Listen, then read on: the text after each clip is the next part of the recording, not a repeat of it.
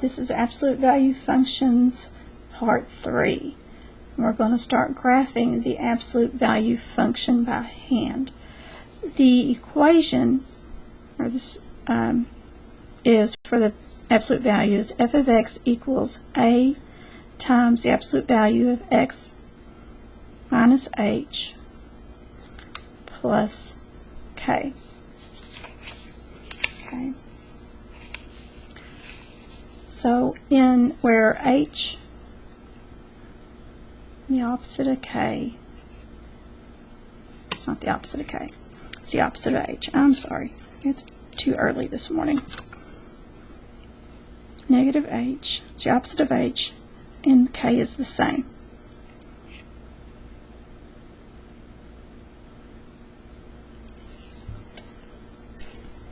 Alright, so if I'm looking at this function, notice it doesn't have a k because it doesn't have a plus or a minus anything. So to get a k in here, I can put plus 0. Okay, so my vertex is going to be the opposite of the number that's in the function. So the opposite of negative 1, which would be positive 1, and 0. So that's my vertex. So positive 1 and 0, which puts it right here.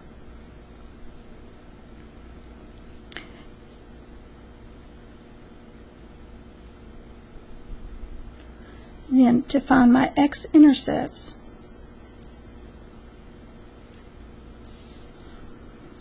I want to change the y to 0, have it x, sorry, it should be minus 1.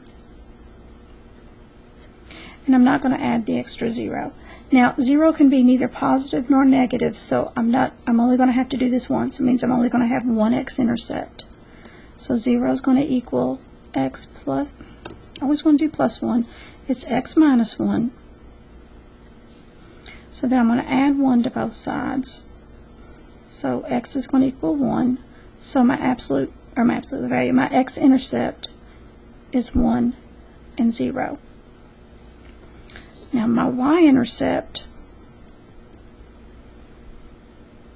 just like we did it before, I'm going to put 0 in for x. So I have to put the 0 there. So y equals the absolute value of negative 1, which is 1. So my y-intercept is 0 and positive 1. So with my x-intercept only being 1, that means that it's my vertex. And put my y-intercept at 0 and 1.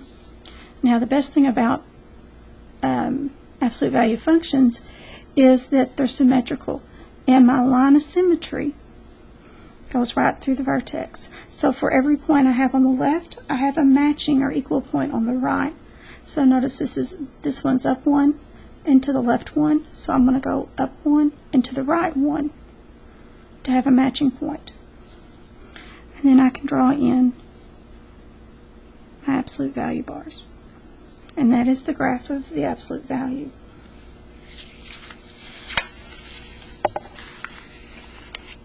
Okay, so let's look at this one. Notice this one doesn't have an h.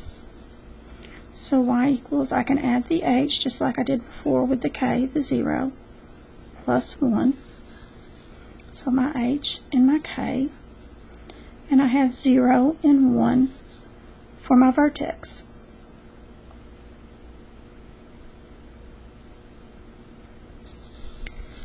And then to find my x-intercepts,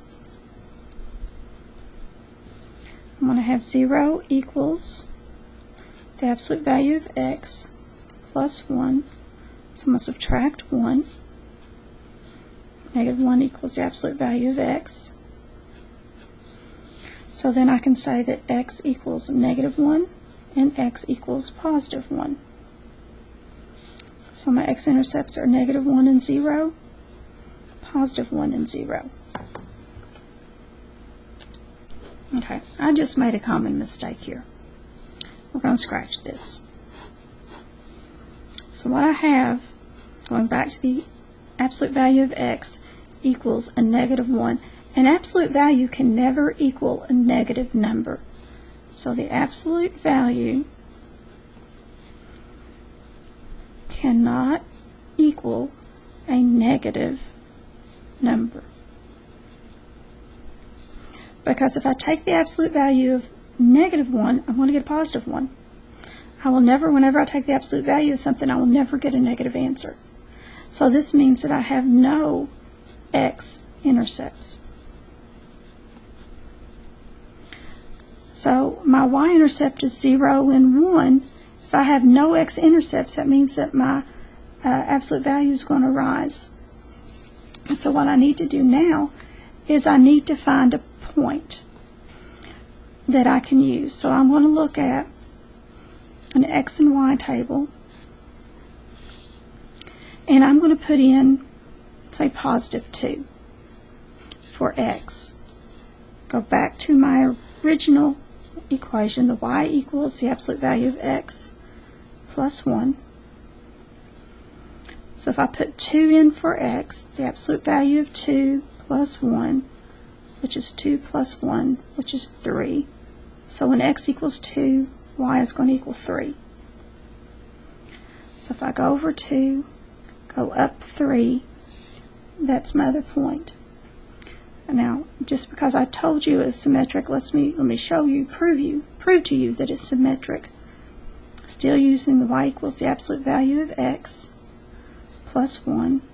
If I say the absolute value of -2, because I've now said x is -2, what is the absolute value of -2? It's +2. So 2 plus 1 is still 3.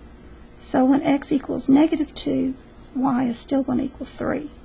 So I'm going to go to -2 and up 3. And notice how this one, my axis of symmetry or line of symmetry is the y-axis. So this one's 2 to the right, this one's going to be 2 to the left. And then I can draw in my function.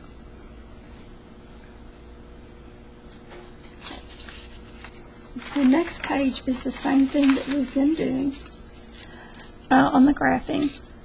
I'm going to leave these to you to finish. I will put, again, the answer key or the worked out solutions on Canvas for you to check your work.